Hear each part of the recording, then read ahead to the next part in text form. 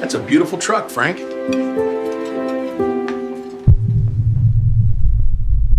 The truck is his, but the $60,000 debt, that's in my name! You dare accuse me at this table? You're a useless parasite! Get out of my house! Can you believe it? Right at the Thanksgiving dinner table, amidst the smell of roasted turkey and the fake laughter of relatives, my father, Frank Miller, looked me dead in the eye and called me a useless freeloader. And then he threw me out of the house that I had been breaking my back to pay the mortgage on for the last 5 years. But that's not even the worst part. No, not by a long shot. The reason for his rage? It was because I had discovered a devastating secret, a betrayal of the highest order, an act that the FBI calls a serious felony. My father had secretly used my identity, my name, my future, to take out a $60,000 loan for a truck he didn't even need. Before you rush to judgment, before you think this is just another trashy family drama, let me take you back. Let me tell you about the Frank Miller I used to know. He was my idol, a god in his own home in Cleveland, Ohio. A steel plant foreman with calloused hands that could build worlds. My mother, Susan, was the embodiment of gentleness, and my little brother, Leo, was the family's hope. We were the typical American family, living the dream until reality hit. The plant closed. The dream shattered. And the pride of the man who built my world shattered right along with it. And then I, Chloe Miller, the 28-year-old daughter with a UX/UI design job he never understood, became the life raft. But that raft wasn't just for the electric and water bills. It was the mortgage, the car insurance, the mounting credit card bills. And most painfully, Leo's entire college tuition, because his savings fund had been drained by my parents long ago, over $5,000 every month. For 5 years, 70% of my income vanished into a black hole of denial and wounded pride. I told myself I was doing the right thing. I was saving my family. But I was wrong. I wasn't helping. I was enabling. In this video, I'm not holding anything back. I'm going to show you the word-for-word transcript of that explosive Thanksgiving confrontation. I will expose the sophisticated psychological manipulation that made me a prisoner in my own home. I will tell you about the betrayal that cut deeper than any knife from the very flesh and blood I worked so hard to protect. And most importantly, I will show you step by step how I hit the self-destruct button on that fake life, how I let the banks and the law do their jobs, how I coldly and methodically cut every single string. Because this isn't just a story about revenge. This is a story about liberation. Stay tuned, because you're going to want to hear the rest of this. For you to truly understand the weight of the decision I made, for you not to think I'm some heartless daughter who destroyed her family overnight, we need to go back. Back to a time when our house in Cleveland was filled with laughter instead of sighs. My father, Frank Miller, used to be the king of that world. He wasn't a CEO in a fancy suit. His world was the Republic steel plant. I can still remember the faint smell of grease and metal on his jacket every evening when he came home. It was the smell of hard work, the smell of a man who provided. The neighbors respected him. His friends, the other workers, saw him as a leader. Every Sunday, our backyard would be filled with the smoky aroma of barbecue, and my dad's laugh was the sound that guaranteed everything in the world was okay. I grew up in that absolute safety, believing the fortress named Frank Miller would never fall. But every fortress has a weakness. My father's weakness was his pride. And then, the enemy of his pride arrived. They didn't carry swords. They were robots, automated assembly lines, a new world operating by rules he refused to learn. The day the plant announced it was closing for good, a silence fell over our house. My dad didn't scream. He didn't break things. He just sat there, in his favorite armchair, his eyes glued to the TV, but his mind wasn't there. He was like a king exiled from his own kingdom. His pride had shattered into a million pieces, and the only glue he used to piece it back together was beer and bitterness. The air in the house became thick, suffocating.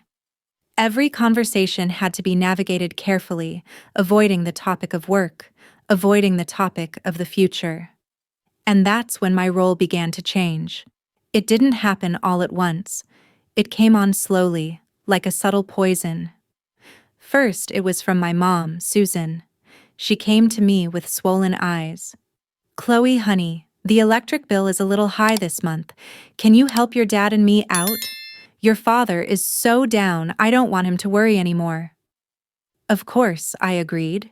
It was just a little help. Then the next month, it was the car insurance. The month after that, the minimum payment on the credit card. Each time, my mother would be the one to ask, with a sympathetic reason and a promise that, "It's just temporary, honey, until your dad finds a new job." The real turning point, the moment I went from helper to hostage, was on an autumn evening. My mom called me into the kitchen. She was crying. She said my brother Leo was about to start college, but the savings they had for him was gone. They had used it to cover living expenses for the past year. She looked at me, tears streaming down her face, and said the words that nailed the final nail in the coffin of my future. "I know this is too much to ask, but Leo is our family's only hope. You're his big sister. Can you help him?" How could I say no? It was my brother, the family's hope. And just like that, I took it all on. The mortgage, the car payments, the utilities, and now, over $2,000 a month for Leo's tuition. In total, more than $5,000 left my account every month before I could even buy myself a cup of coffee. My life became a loop. Wake up, work, get paid, transfer money. I stopped dating, stopped traveling, stopped saving. I had become the private bank of the Miller family. Every time I tried to start a conversation about tightening their spending, about Dad finding any job, even a low-paying one, his rage would erupt. "You think I'm not trying? You think I want to take money from my own daughter? What does your little computer-clicking job know about a man's humiliation?" And my mom, as always, would step in to smooth things over. "Come on, Chloe, your father's stressed. Let it go. We're a family." Family. They kept using that word like a shield to hide their dependency and a chain to bind me. And I, foolishly, believed them. I didn't know I had just signed myself up for a 5-year prison sentence for my own future. A sentence that, unbeknownst to me, was about to get a whole lot worse. 5 years passed in a hazy blur. My life had been frozen at age 23, while my friends, Jess and the others, were buying houses, getting married, getting promotions, and living the lives I was supposed to have. Me, I was stuck. Every day was a copy of the last, an endless cycle of work and responsibility. My father's bitterness had become part of the air in the house.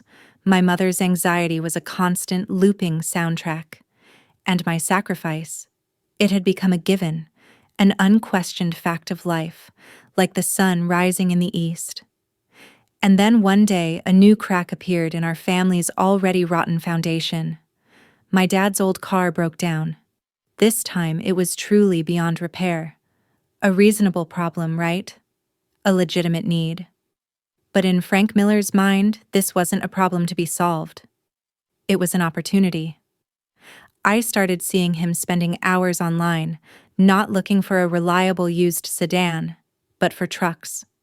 Big, shiny steel monsters, Ford F-150s, Ram 150s with roaring engines. They were symbols of power, of masculinity, of everything he had lost. "Dad, these are too expensive," I had cautiously suggested. "We could find something more reasonable." He shot me a look of contempt. "What do you know about vehicles? A man needs a decent truck." My mom quickly added, He's just looking, honey. Your dad needs something to take his mind off things. A few weeks later, they approached me. Not for money. Their plan was more sophisticated than that. That evening, they both sat with me in the living room, a rare show of unity. My father, with a look of feigned seriousness, said he had found a great deal on a nearly new truck. The thing is, he said, my credit isn't great since I lost the job. If you co-sign the loan, the interest rate will be much lower. We'd actually be saving money in the long run. It's just a formality. The responsibility is still all mine. I should have known. I should have seen the waving red flags. A voice in my head screamed, "Don't do it." But I was so tired of fighting. So tired of feeling guilty. And when my mother took my hand, looking at me with pleading eyes, "Please, honey, for the family," I broke. The next day, he handed me a stack of papers at a car dealership. He flipped quickly to the last page, pointing at the blank line. "Just sign here, Chloe. Hurry up, they're waiting." I didn't even get to read what I was signing. The pressure of his gaze, of the salesman's smile, of my own exhaustion, weighed down on the pen. And I signed. 2 days later, it arrived. A gleaming black beast. A Ford F-150 Lariat, the most expensive trim, majestically taking up the entire driveway. The new car smell was overwhelming, the engine letting out a proud roar as my dad started it. He was like a different person. He spent hours polishing the paint, showing it off to the neighbors. He had gotten a piece of his lost kingdom back, and he was reveling in it. Me, I just felt a wave of nausea rise in my throat. The truth was revealed a week later, just 2 days before Thanksgiving. It didn't come from an argument. It came silently, in an email. An email from Ford Credit. The subject line read, "Welcome, Chloe Miller. Your loan has been approved." My heart stopped. I opened the email. The words danced before my eyes. "Dear Ms. Miller, welcome to the Ford Credit family. We are pleased to finance your new Ford F-150 Lariat. Your first payment of $978 is due on." There was no mention of co-signer. My father's name was nowhere. Only mine. With trembling hands, I logged into the customer portal using the reference number from the email, and there, on my computer screen, was the entire loan profile. Sole borrower, Chloe Miller. Total amount financed, $60,245. And at the bottom of the page, a digital copy of my signature, shaky and rushed. They hadn't just tricked me. They had stolen my identity. They had chained me to a massive financial boulder and pushed me into the sea. The fatigue of 5 years instantly vanished. The sadness, the disappointment, the guilt. It all disappeared. Only one thing remained, cold, pure, and sharp as a shard of ice. Rage. And I knew this year's Thanksgiving dinner would be the last one we ever had together as a family. Thanksgiving Day arrived, and the house was filled with a cozy falseness. The smell of turkey and pumpkin pie wafted through the air, trying to mask the scent of deceit that had seeped into the very woodwork. Our relatives had arrived. My Aunt Carol, Dad's sister, brought her famous mashed potatoes. My cousins chattered loudly about football and vacations. On the surface, we were the picture-perfect American family. But inside me, a storm was raging. Every smile I forced felt like a tear on my face. Every polite greeting was a lie. I helped my mom set the table, my hands moving mechanically, but my mind was sharpening every word I was about to unleash. I watched my father, Frank Miller. He was in his element. He paced back and forth, hands on his hips, boasting about the new truck's EcoBoost engine, its towing capacity, the way it handled on the highway. He was playing the part of the successful patriarch, and the crowd was eating it up. He had no idea the curtain was about to be torn down. We all sat down at the table. My father said grace, thanking God for the blessings the family had received. I almost laughed out loud. The first few minutes of conversation passed safely. The weather, everyone's jobs, the kids' school grades, a false peace. I was patient. I waited. And then, the moment came. Aunt Carol, with all the innocence and goodwill in the world, turned to my dad and said, "Frank, I have to say, that new truck is a real beauty. Must have set you back a pretty penny. Business picking up again for you?" That was it. My cue. All eyes turned to my dad, who puffed out his chest in pride, ready to launch into a speech about his success. But I didn't give him the chance. "You should ask me, Aunt Carol," I said. My voice wasn't loud, but it was cold and sharp, and it cut through every other sound in the room. "Because it's his truck." I paused, looking directly into my father's eyes, which were beginning to narrow in confusion. "But it's my debt." A silence fell over the dinner table. It was so heavy you could hear the cranberry sauce congealing in its bowl. Aunt Carol blinked, bewildered. My mother quickly put her fork down, her face turning pale. "Chloe," my father growled, a warning in his voice. "Don't talk nonsense. This isn't the time." "It's not nonsense," I replied, my voice still even. "It's a $60,000 loan in the name of Chloe Miller. 4.7% APR, 72-month term. I have the email from Ford Credit right here if you'd like to see it." "You?" He started but then choked on the word. His face went from red to purple. For the first time in years, I saw panic in his eyes, the panic of being exposed. My mother quickly tried to intervene, her voice trembling. "Come on, you two. Let's just eat and talk about this later. Everyone is watching." "No, Mom. There is no talk about this later," I said, turning to her now. "I've been quiet for too long. I've paid for this house. I've paid for the cars you drive. I've paid for Leo's education so he could have a future. I have sacrificed 5 years of my life. I asked for only one thing in return: honesty. But what did you do, Dad? You stole my identity to satisfy your own ego." Everything exploded. "How dare you talk to me like that?" my father roared, slamming his fist on the table so hard the dishes jumped and a wine glass tipped over, spilling a dark red stain across the pristine white tablecloth. "After everything I've done for you? I raised you. I put food on the table." "You haven't done anything for me in 5 years," I yelled back, the dam of my repressed fury finally bursting. "I'm the one who's done everything. I'm the one who has carried this family while you sat around feeling sorry for yourself and refusing to face reality." The truth, naked and brutal, was laid bare for everyone to see. My father, with no way out, with no words left to defend himself, resorted to the last weapon of a tyrant: expulsion. He shot up from his chair, sending it clattering behind him. He pointed a finger straight at my face. "You are a useless, selfish parasite. Get out of my house. Get out and never come back." The room was silent, except for his heaving breaths. I looked at him, then at my mother, who had her head bowed over her plate, her shoulders shaking, but she said nothing to defend me. She had chosen her side, and in that moment, I knew the battle was over. I slowly stood up. I calmly placed my linen napkin next to my plate. I didn't cry. I didn't beg.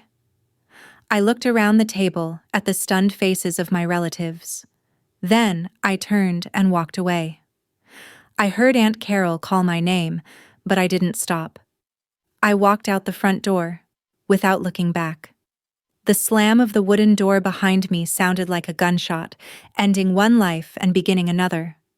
The cold air hit me, a shock that was different but no less painful than my father's words. I stood frozen on the porch, one hand still gripping my purse strap, the other clenched into a fist. Seconds ago, I was in a warm, bright room filled with the smell of food. Now I was out here, in the dark, with only the thin sweater I was wearing, I could hear the murmur of conversation from inside the window. It had resumed, as if nothing had happened, as if I had never existed. I walked down the steps, each one feeling like it weighed 1,000 pounds. I went to my car, an old Honda Civic I had paid off myself, and got in. I didn't start the engine. I just sat there, in the silence of the car, staring at the house. My house. The house where I was no longer welcome. And then, the emotional dam broke. The hot tears I had held back all evening began to stream down my face. They weren't tears of self-pity, but of rage, of a profound sense of loss. I buried my head in the steering wheel, my body shaking with choked, silent sobs. 5 years. 5 years of sacrifice. 5 years of endurance. 5 years of lying to myself that I was doing the right thing. All of it ending with me being called a parasite and thrown out like trash. My weeping turned into a silent scream in the cramped space of the car. After a long while, when the tears had run dry and only a painful emptiness remained, a thought flickered in my mind. There was still one person, the one I had sacrificed the most for. My brother, Leo. He was smart, sensitive. He would surely understand. He would be on my side. Shaking, I reached for my phone and found his name. I pulled the car over to a quiet side street, trying to take deep breaths so my voice wouldn't break. Hello? Leo's voice came through on the other end, sounding slightly annoyed at being disturbed. Leo, it's me, I whimpered. Chloe, what's wrong? You sound weird. Dad just threw me out of the house, I said, the tears starting again. I told everyone about the truck loan and he went crazy. I expected a word of comfort. I expected outrage on my behalf. I expected him to say, "Where are you? I'm coming to get you." Instead, there were a few seconds of silence, a silence where I could feel the gears turning in his head. And then, Leo spoke, in a completely different tone, one of calculation and panic. Wait, what do you mean? What are Mom and Dad going to do? What about my tuition? Time froze. His question hung in the cold air between us. Not, are you okay? Not, are you safe? But, what about my tuition? And in that instant, something inside of me died completely. My father's betrayal came from pride and anger. It was hot and loud. But this betrayal from Leo, it was worse. It was cold, selfish, and it came from the very person whose future I had given up my own to build. My tears stopped abruptly. The sob in my throat dissolved. The sharp pain in my chest was replaced by a terrifying calm. I understand, I said, my voice now as flat as a lake with no ripples. No, that's not what I meant.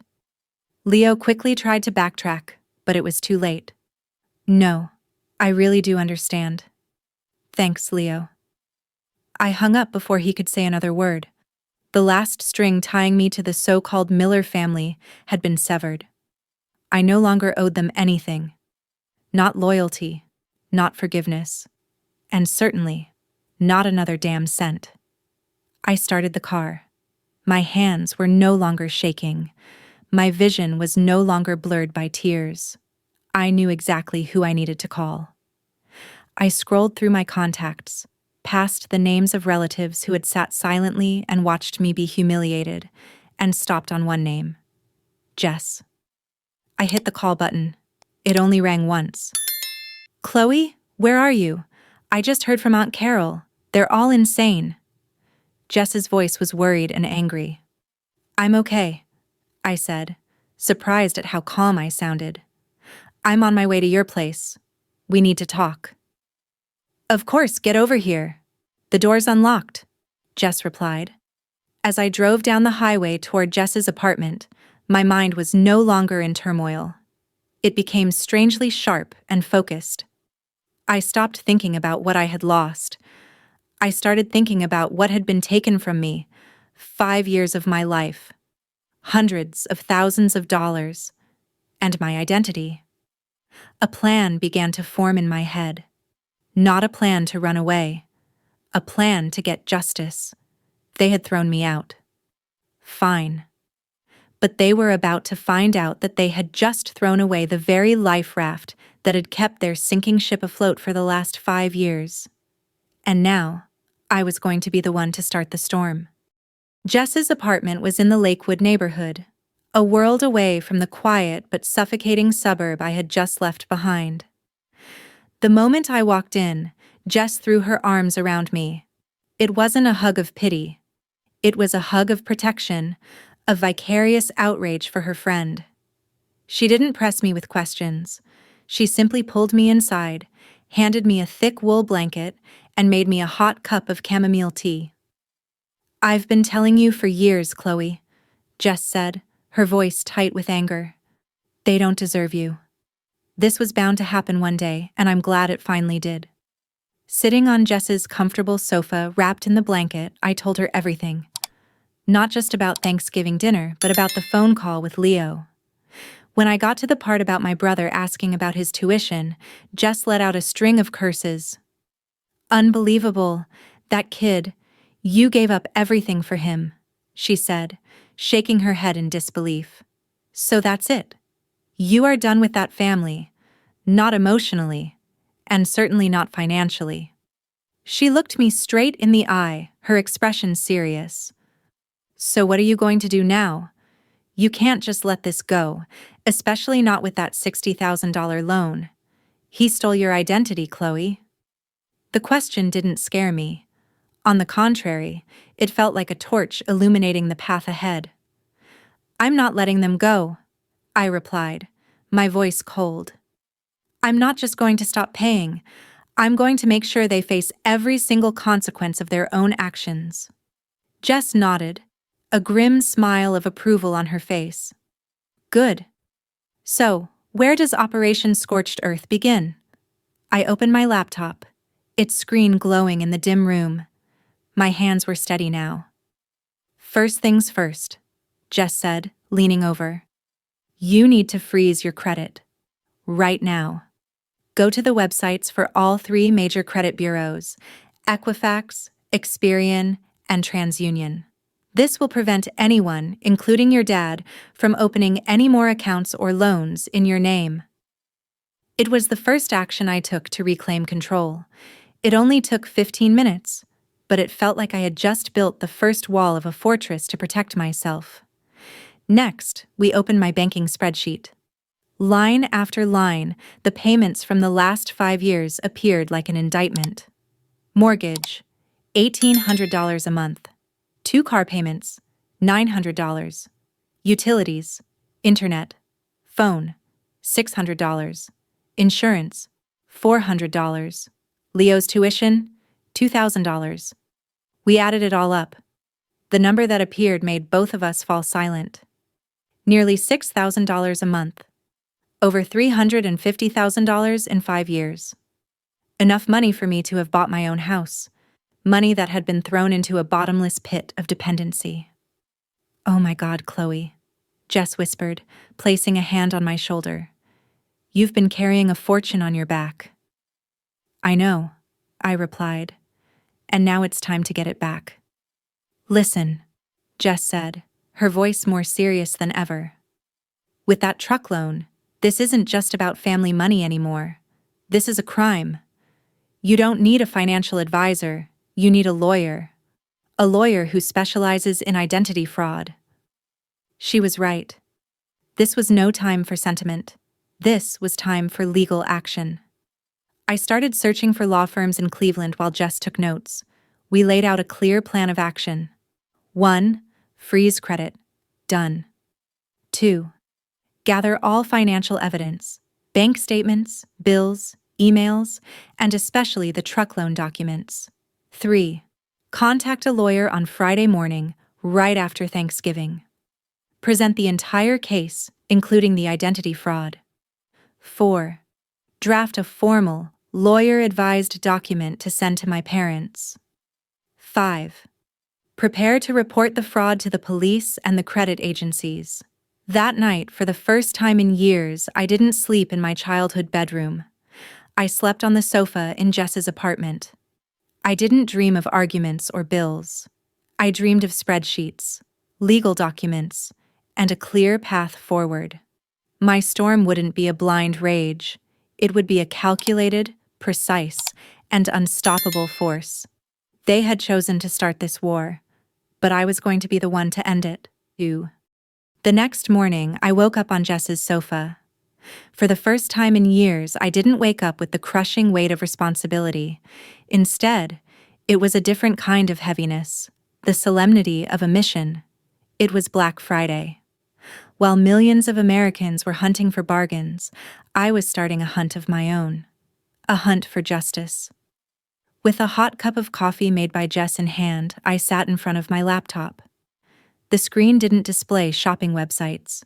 It displayed a list of law firms in Cleveland with search filters for financial fraud, identity theft, and civil litigation.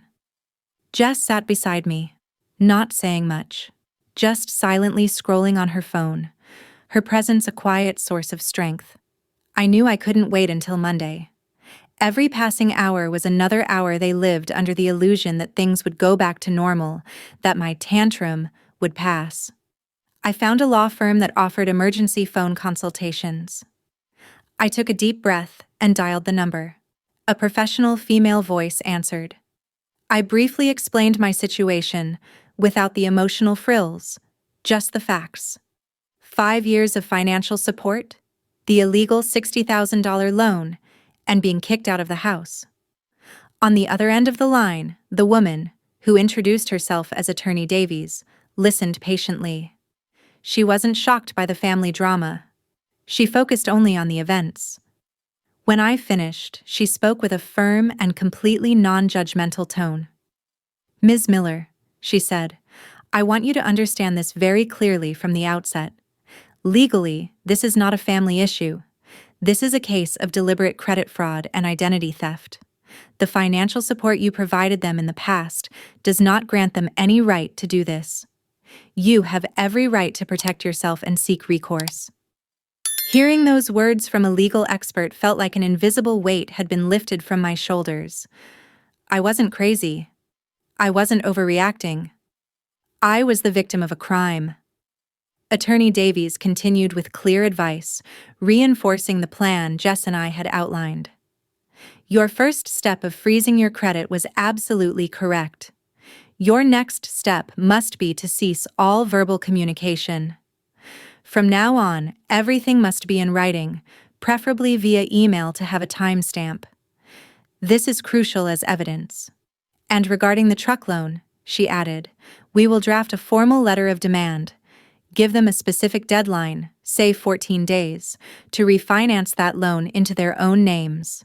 If they fail to comply, we will proceed with filing a police report and a civil suit. You've done well to gather your evidence. Keep doing so. After the 30-minute call, I felt like I had been fitted with a new suit of armor. I was no longer the hurt daughter. I was a client, with the law on my side. That entire afternoon, I sat and drafted the most important letter of my life. It contained no accusations or emotional recounts. It was a dry, direct, and unmistakable document. It covered 3 main points. 1.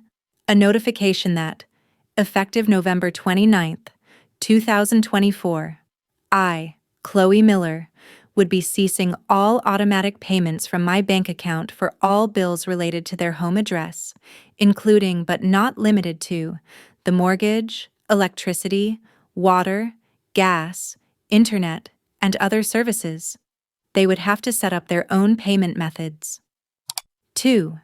A formal demand that the Ford F-150 loan, VIN number, which was fraudulently taken out in my name, must be refinanced or paid in full within 14 days. Failure to do so would leave me no choice but to pursue necessary legal action. 3.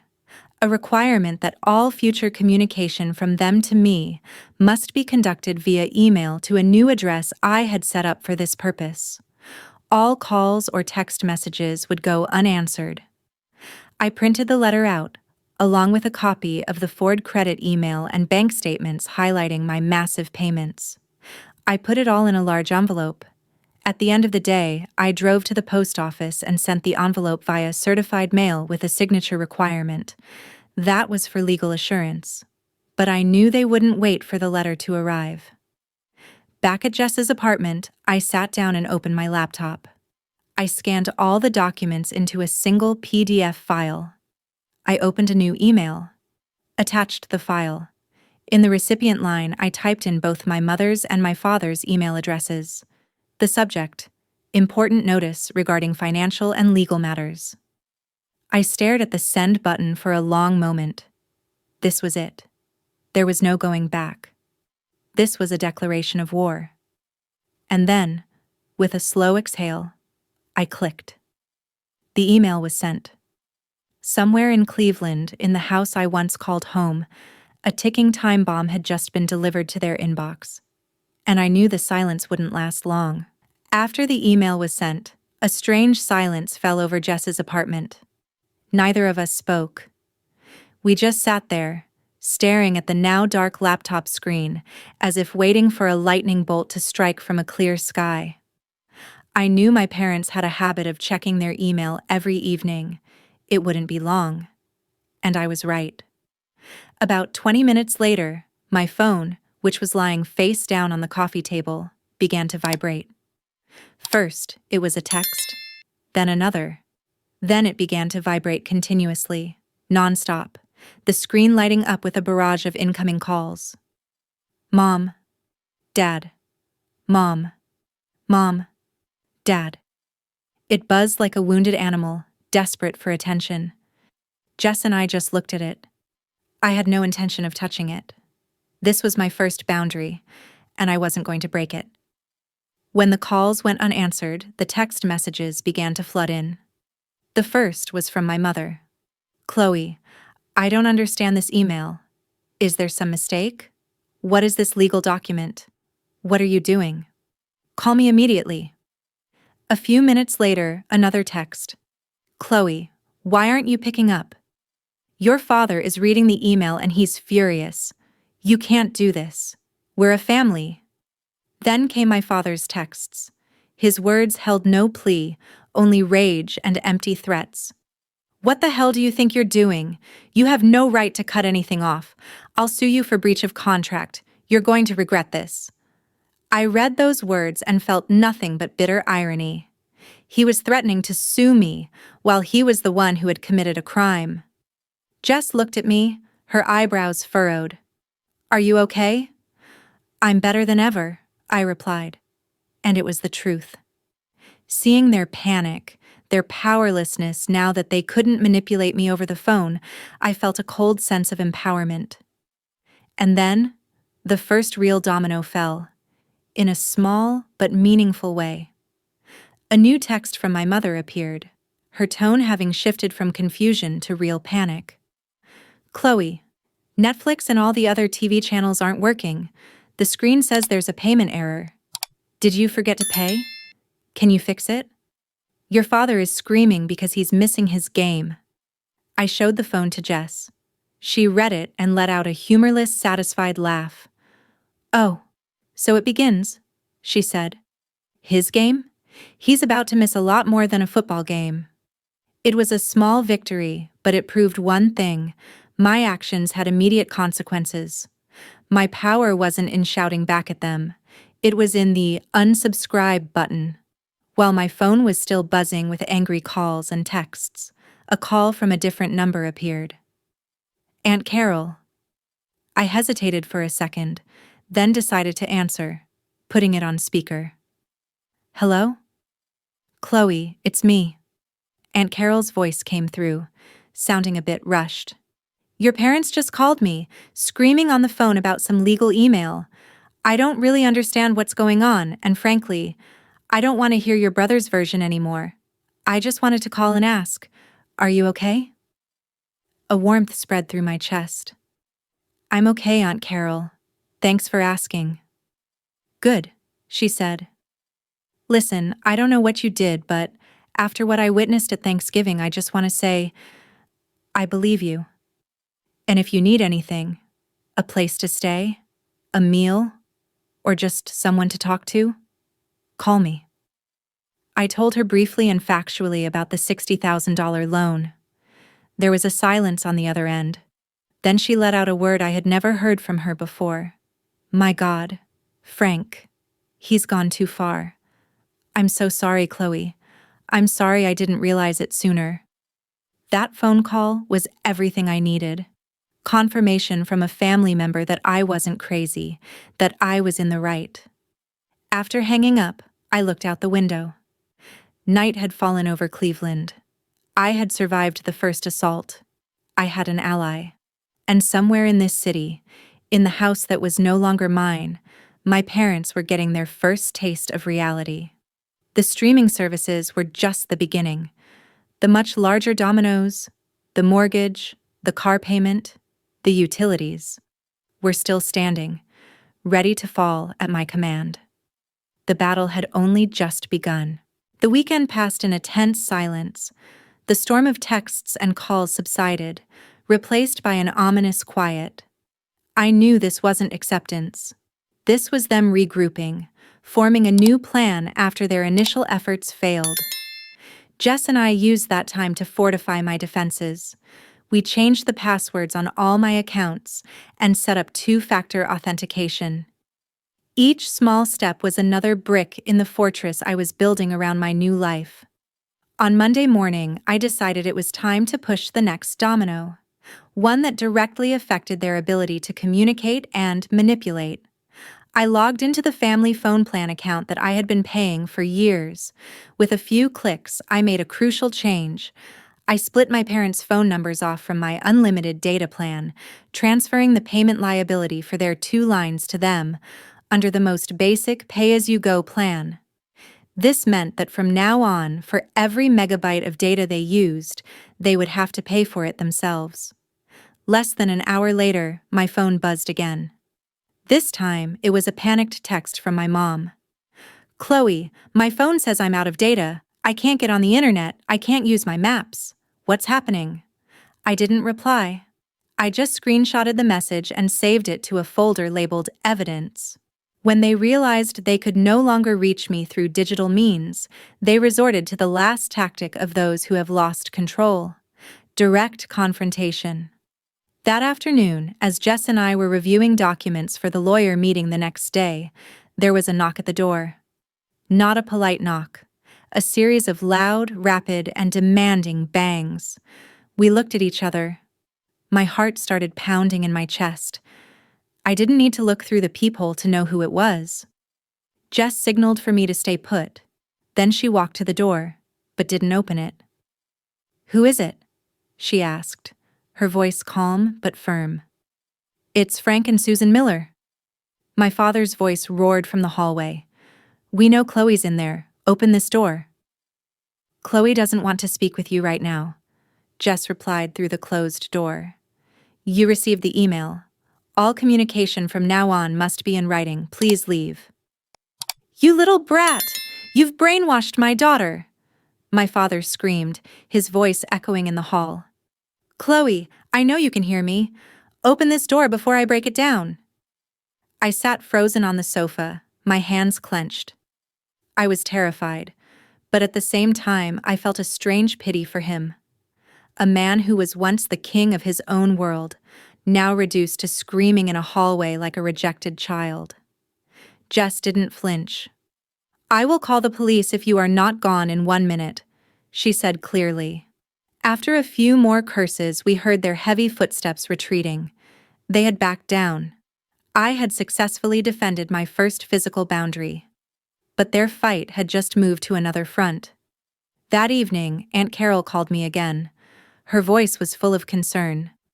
"Chloe, your father just called me and all the other siblings. He's telling a completely different story. He's saying you suddenly went crazy over money, that you're being influenced by bad friends, and that this Jess girl is holding you hostage. He didn't mention a single word about the truck loan." "I knew he would do that," I sighed. "Don't worry," Aunt Carol said, her voice becoming determined. I didn't let him have the stage. I told everyone the truth that you told me. I even forwarded them your email. With the sensitive info blacked out, of course. Now everyone knows your side of the story. Your father is isolating himself." Her words were like a balm. My father's attempt to control the narrative had backfired. He was not only losing my financial support, but also the respect and trust of his own family. I hung up, a weary but steady feeling washing over me. They had survived losing Netflix and mobile data. They had failed at direct confrontation, but the biggest domino had yet to fall. I looked at the calendar. It was only a few days until the first of the month. That was the day the mortgage payment was due, and that would be a notification they could not ignore. The first day of December arrived quietly. To the world, it was just another day, but to me, it was Emancipation Day. For the first time in 5 years, I opened my banking app and didn't see a massive, near $6,000 chunk of my money automatically disappear. My entire paycheck was still there. Mine. The feeling was strange, almost unreal. I could start saving. I could make an extra payment on my student loans. I could breathe. Meanwhile, in the house across town, I could imagine a different kind of silence. The silence of waiting and flickering hope. Perhaps they thought I was just bluffing. Perhaps they believed that at the last minute, a daughter's instinct would kick in, and I would quietly pay the mortgage to save them. They were wrong. Confirmation came about a week later. Not in an angry text, but in an official letter. My mother took a picture of it and sent it to me, with no words, just a single, large question mark. It was a notice of delinquent payment from the mortgage bank. The words were in bold, cold print: payment overdue, risk of foreclosure. Immediately after, a series of desperate texts from my mother began. "Chloe, the bank sent a letter. They say we're late on the house payment. You really didn't pay it? Chloe, we're going to lose the house. Your father is a wreck. You can't do this to me. What did I do wrong?" That last question, what did I do wrong? It no longer made me feel guilty. It just made me tired. She was wrong to stand by and watch me be financially and emotionally abused for 5 years. She was wrong to choose silence over defending her daughter at Thanksgiving dinner. I forwarded her text to my lawyer, as instructed. I did not reply. But the most spectacular domino to fall wasn't the house. It was the symbol of my father's pride. The $60,000 truck loan, of course, was also past due. And auto finance companies are not as patient as banks. The news came to me in a call from Aunt Carol, her voice a mix of shock and the morbid excitement of someone witnessing high drama. "Chloe, you are not going to believe this," she said. "They just repossessed Frank's truck. In the middle of the day, in front of all the neighbors. A big tow truck showed up, a man holding a clipboard. He tried to argue with them, shouting that it was his truck. But they just pointed to the paperwork and said, 'Sir, the loan is in the name of Chloe Miller, and it is delinquent.' It was quite a scene. The whole neighborhood came out to watch. I sat in silence, picturing it. The gleaming black truck, my father's pride and joy, being unceremoniously towed away. That public humiliation was more painful than anything I could have said. It was justice, served by a completely impartial third party. News of the potential foreclosure and the repossessed truck sent shockwaves through the extended family. This time, the call was from my Uncle James, Dad's younger brother, who had been silent at the dinner. His voice was worried. "Chloe, I heard what happened. This has gone too far. Losing a house is a serious thing. He's your father after all. Is there any way we can all sit down and work this out?" This was the final test. The pull of kinship, of family pressure. But now, I had my armor. "I understand your concern, Uncle James," I replied calmly, repeating the words my lawyer had prepared for me. But this situation is a direct result of their choices over many years, culminating in my father committing fraud against me. The only path to resolution is for them to face the consequences and take responsibility themselves. I will no longer be a part of that process. My boundary is clear. Uncle James sighed on the other end. He had tried, but he knew he couldn't move me. Their last attempt to use family pressure had failed. The biggest pieces had fallen. The truck, the symbol of the lie, was gone. The house, the stage for our family tragedy, was on the brink of collapse. They could no longer look to me for a way out. They could only look at each other, and at the wreckage they had created for themselves. And I wondered, with no one left to blame, with no one left to cling to, what would they do next? The biggest dominoes had fallen. What followed wasn't silence, but a series of chaotic and desperate maneuvers on their part. But I was outside of it all. On my lawyer's advice, I had filed the identity fraud report regarding the truck. This protected my credit score from that debt, but it was also an official legal action against my father. I didn't know, nor did I ask, what legal consequences he faced. That was the path he had chosen. Time passed. 6 months, then a year. My life and their lives veered in completely opposite directions. I kept in touch with Aunt Carol, and through her, I got the full picture of their new reality. They couldn't save the house. With a delinquent mortgage and no income to make up for it, they were forced to sell it at a loss to avoid a full foreclosure. From a spacious 4-bedroom house in the suburbs, they moved into a cramped 2-bedroom rental apartment in a much louder neighborhood. That reduction in living space was a tangible, daily symbol of their downfall. Harsh reality had forced them to do what they should have done 5 years earlier. They had to get jobs. My father, Frank Miller, the once proud foreman, was now working part-time at a Home Depot. I could imagine his humiliation at having to wear the orange apron and show customers to the plumbing aisle. My mother, after years of being a homemaker, found a full-time job as a receptionist at a dental clinic. Aunt Carol said she looked tired, but in a different way. It was the exhaustion of labor, not of constant anxiety. For the first time in years, they were living on their own money. While they were learning to live with less, I was learning to live with more freedom, more peace, and more money in my bank account. With the financial burden lifted, my career soared. I got a promotion. I paid off 1/3 of my student loans. I built an emergency fund that could cover 6 months of living expenses. And 6 months ago, I did something I once thought was impossible. I was approved for a mortgage on my own condo, a place no one could ever kick me out of. But the biggest change wasn't in my bank account, it was in me. I had started going to therapy, a difficult journey to untangle the knots of codependency and guilt that had been ingrained in me for years.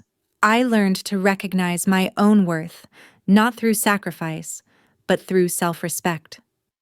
I thought my story with my family had ended there. I had accepted that my father, with his immense pride, would likely never admit his wrongdoing. But then one day, a handwritten letter arrived at my office. My mother's handwriting. The letter wasn't long. It wasn't filled with maudlin words or excuses. It was a confession. My mom wrote that the past months had been the hardest of her life, but also the most honest. She admitted that losing everything had forced her and my dad to look at themselves. "I used to be so angry at you," she wrote, "but now I understand that what you did wasn't cruel. It was necessary. I was wrong to enable your father's behavior. I was wrong to place that burden on your shoulders. I am sorry, not for what happened, but for my role in it." At the end of the letter, she didn't ask me to come back. She just wrote, "If you are ever ready, I would like to build a new relationship with you. A relationship between 2 adults, based on respect, not dependency." After talking it over with my therapist, I called her 2 weeks later. We met for coffee in a public, neutral place. The meeting was awkward, with long silences, but it was a start. A fragile but real start. My story has an imperfect ending, but it's a realistic one. My relationship with my father will likely never be healed. My relationship with my mother is being rebuilt, carefully, one brick at a time. If you are listening to this story and you see a part of yourself in it, I want you to know this. Boundaries are not selfish. They are necessary self-preservation.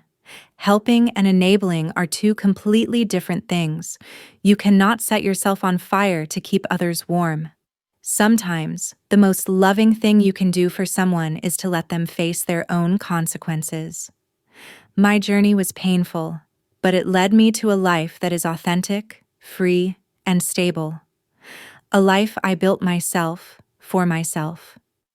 Thank you for listening.